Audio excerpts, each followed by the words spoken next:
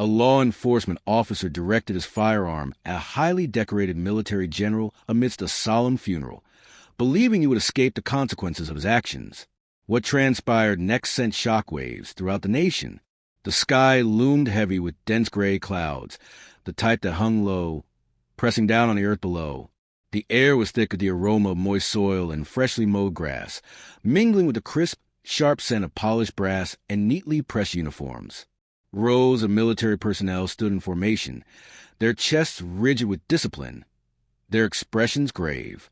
Civilians clutched small tissues, dabbing at eyes that had long since run dry from days of mourning. The funeral was taking place at Arlington National Cemetery, a site of deep respect and finality, where soldiers were laid to rest with full honors. At the center of the gathering, a casket draped in an American flag rested, surrounded by a meticulously arranged formation of servicemen and women. The rhythmic sound of boots striking the ground echoed softly as the honor guard readied themselves for the rifle volley, a final tribute to a life dedicated to service. General Olivia Carter stood near the podium, composed as ever.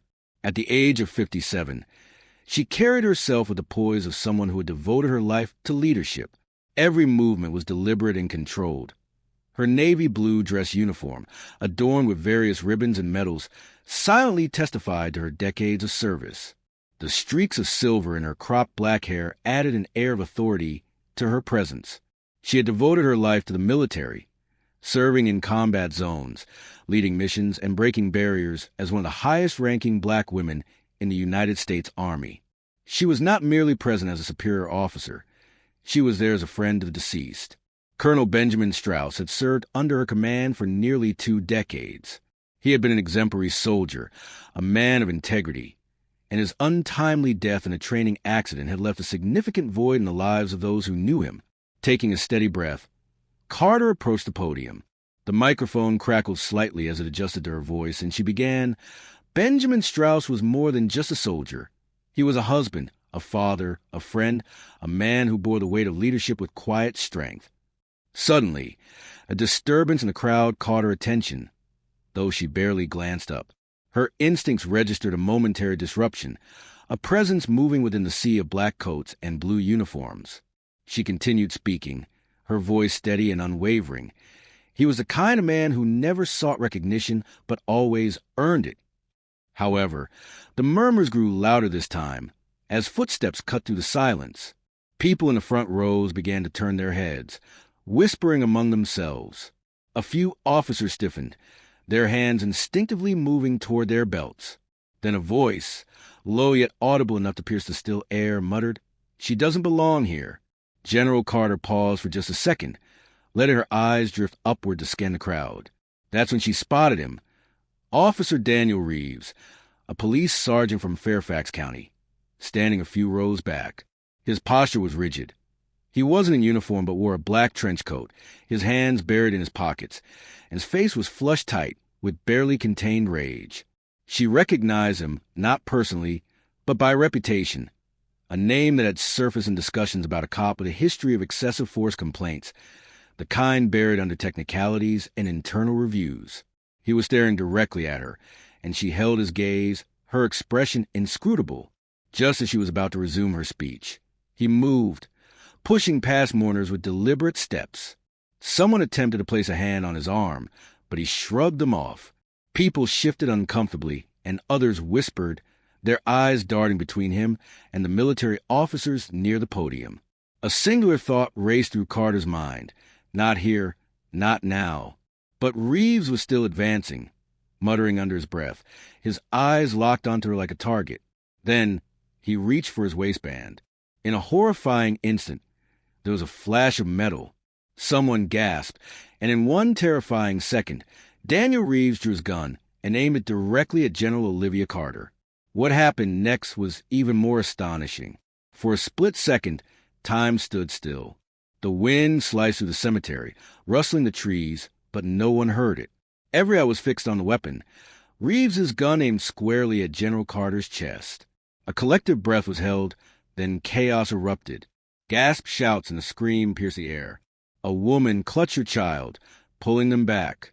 Officers near the podium reacted instantly. their hands flying to their holsters.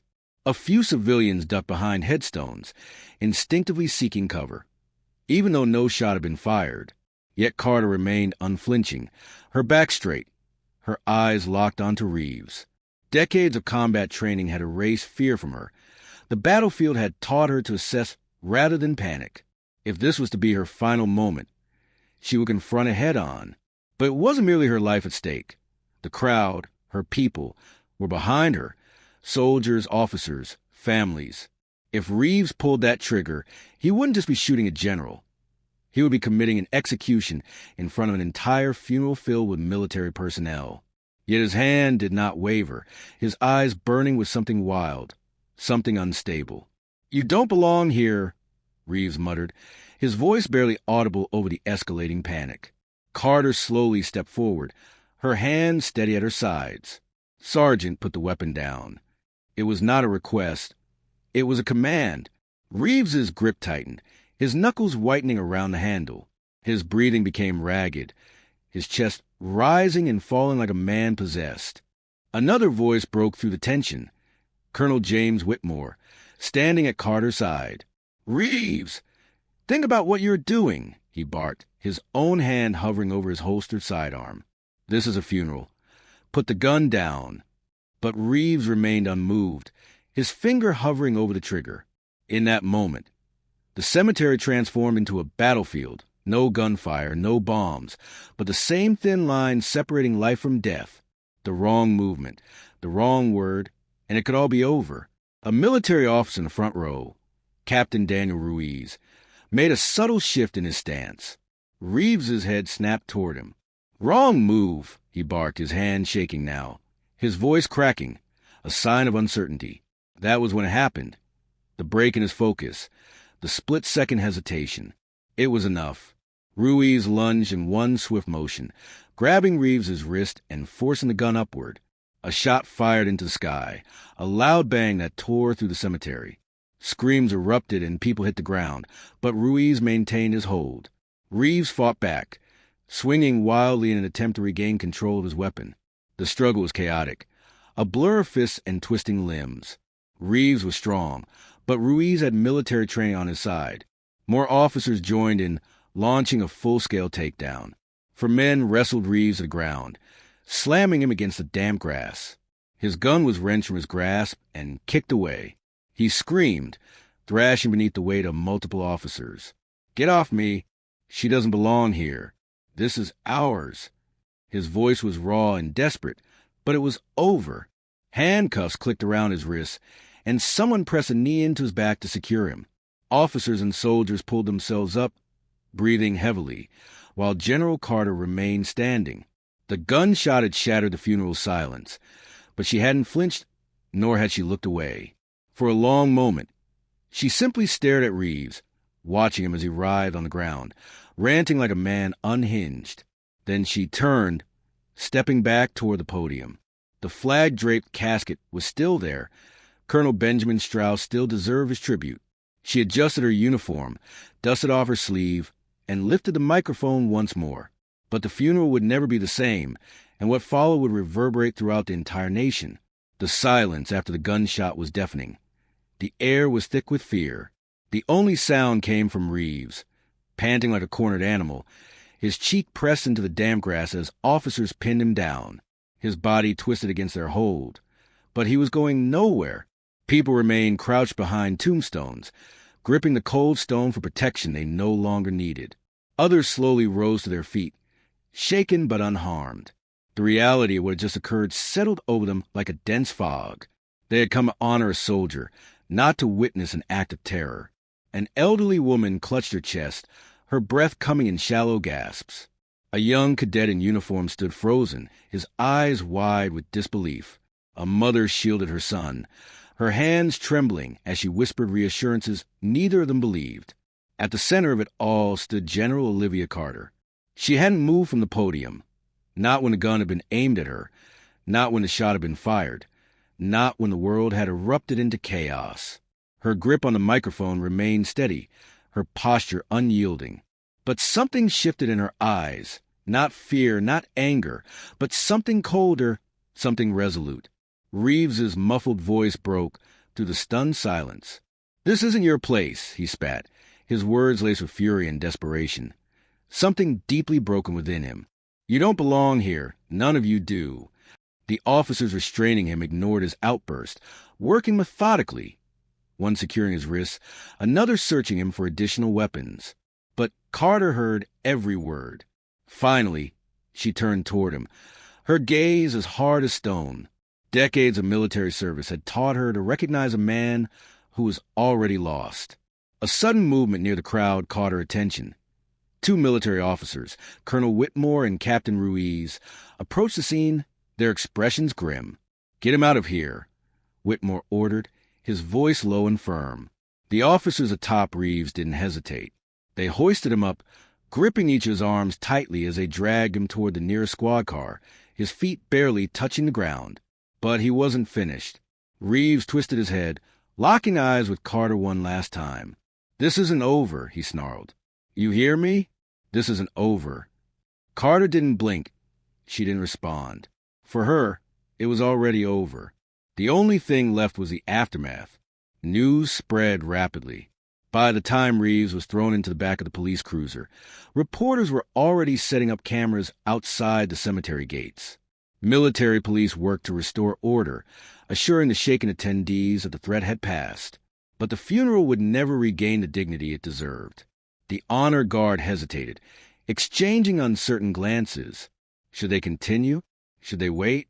Then Carter's voice sliced through the thick, tense air. "Proceed." It wasn't a request. It was a command. One by one, the soldiers returned to position, rifles raised. A crisp, practiced stillness settled over them, and 3 sharp volleys of gunfire pierced the sky, echoing across the cemetery, reclaiming the silence Reeves had attempted to steal. But there was no mistaking it. This funeral was no longer solely about Colonel Strauss. It was about everything that had transpired that day, and the entire country was about to hear about it. By nightfall, the story was everywhere. Sergeant arrested after pointing gun at military general during funeral. Chaos at Arlington. White officer pulls gun on black general. Attempted assassination or hate-fueled outburst. The case of Officer Daniel Reeves dominated the news cycle. Cable news ran the footage on a loop, grainy cell phone videos captured from various angles the moment Reeves unholstered his weapon, the way he shoved the crowd, and the brief second before he pulled the trigger. The gunshot that shattered the silence became a focal point of discussion. Every outlet scrambled for new details. Who was Reeves? What drove him to act? Was it premeditated? Or had he snapped in the moment? The answers were not straightforward. His history emerged almost immediately. Daniel Reeves, 43 years old, a 15-year veteran of the Fairfax County Police Department. On paper, he was a decorated officer with commendations for bravery, but dig deeper and a different narrative unfolded. There were complaints, numerous complaints, of excessive force, racial profiling, and incidents where body cam footage conveniently vanished. Yet he had never faced real consequences. Internal reviews, paid leave, and closed cases had been the norm, until now. Public outcry was instantaneous. Military officials, civil rights organizations, and even law enforcement agencies demanded justice. The case progressed swiftly, faster than anyone anticipated. Within a week, Reeves was indicted on multiple charges: attempted murder, aggravated assault with a deadly weapon, terroristic threats, and hate crime enhancements. The prosecution built their case around one pivotal point. Reeves wasn't merely a cop with a gun. He was a man in uniform who had abused his authority, driven by prejudice, and attempted to execute a military general in broad daylight. When the trial commenced, the entire nation watched. The courtroom in Alexandria, Virginia, was packed. The gallery was filled with military officers, veterans, activists, and media representatives. A row of uniformed men and women sat behind General Carter, their presence a silent demonstration of unity. Reeves sat at the defense table, his jaw clenched, his suit stiff. The arrogance from the cemetery had vanished. He was now a cornered man. The prosecution's opening statement was merciless. This was not an accident. This was not a misunderstanding. This was a man entrusted with a badge and a gun who misused his authority to try and take the life of a woman who has dedicated her life to this country. Then came the witnesses. Funeral attendees, grieving families, and young cadets who had watched in horror.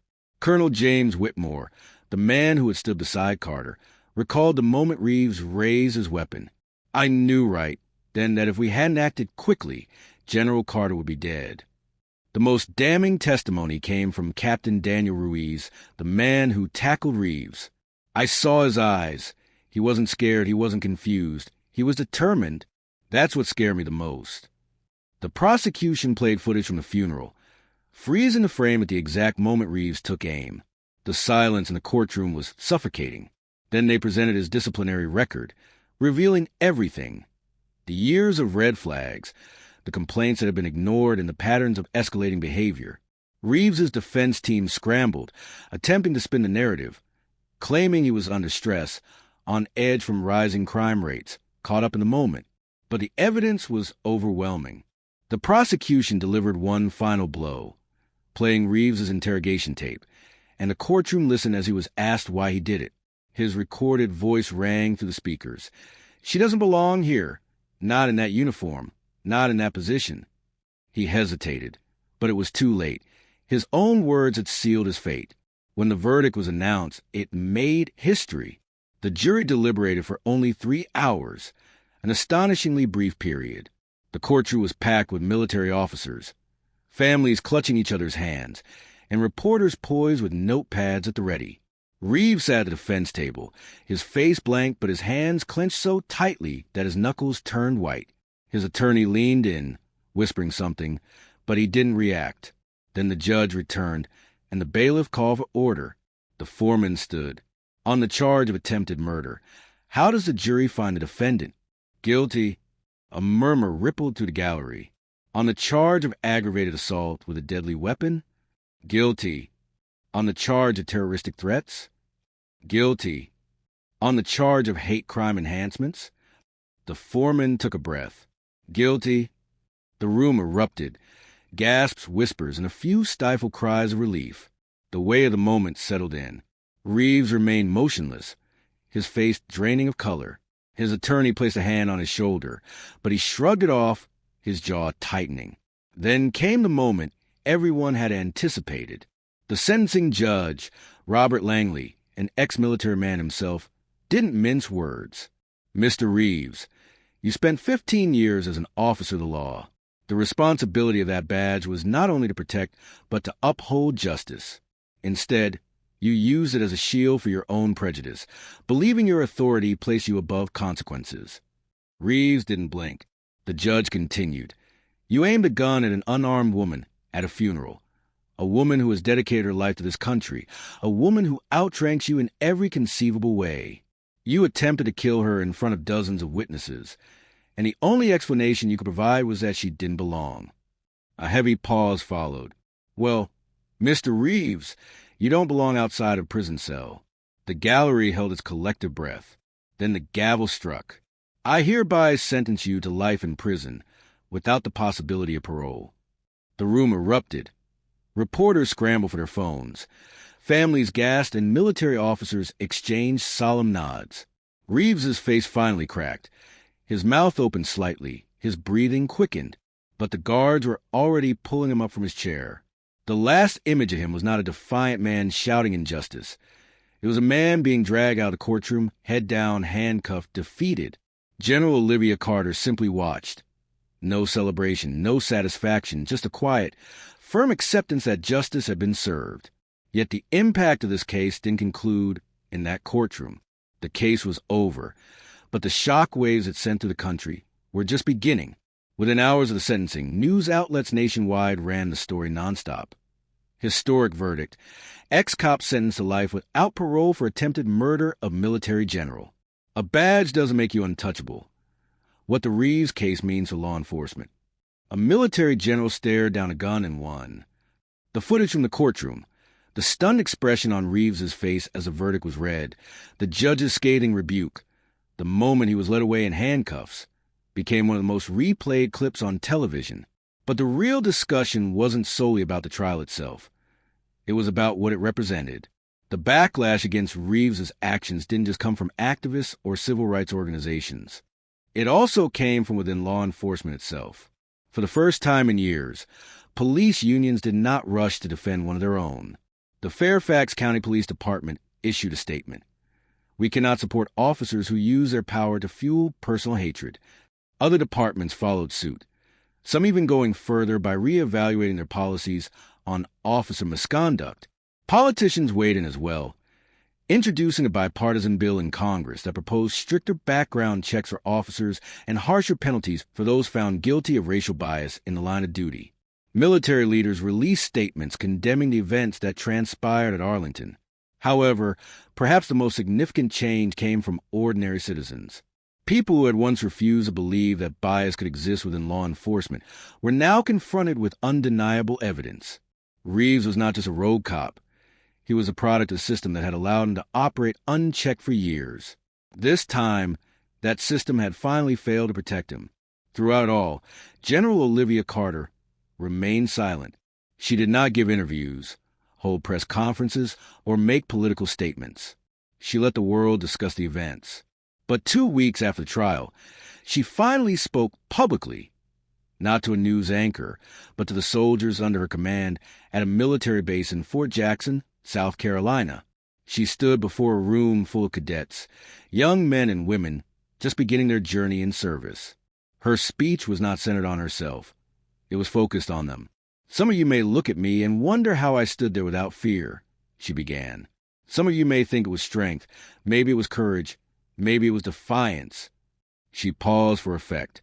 But the truth is simpler than that. I stood there because I understood something Daniel Reeves didn't comprehend.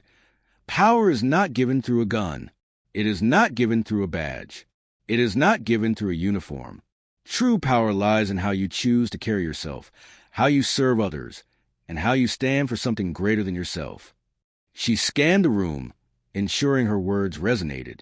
The moment you forget that you're no different from him. Silence enveloped the cadets, followed by steady applause, not loud or celebratory, but firm and meaningful.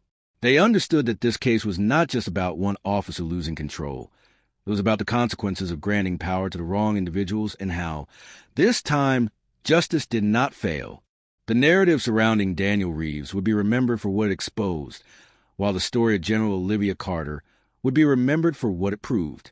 In the end, the lesson was clear. A badge does not equate to righteousness. A gun does not confer power, and true justice, when executed properly, does not discriminate based on the uniform one wears. If you believe in standing up against injustice, subscribe for more stories that need to be told.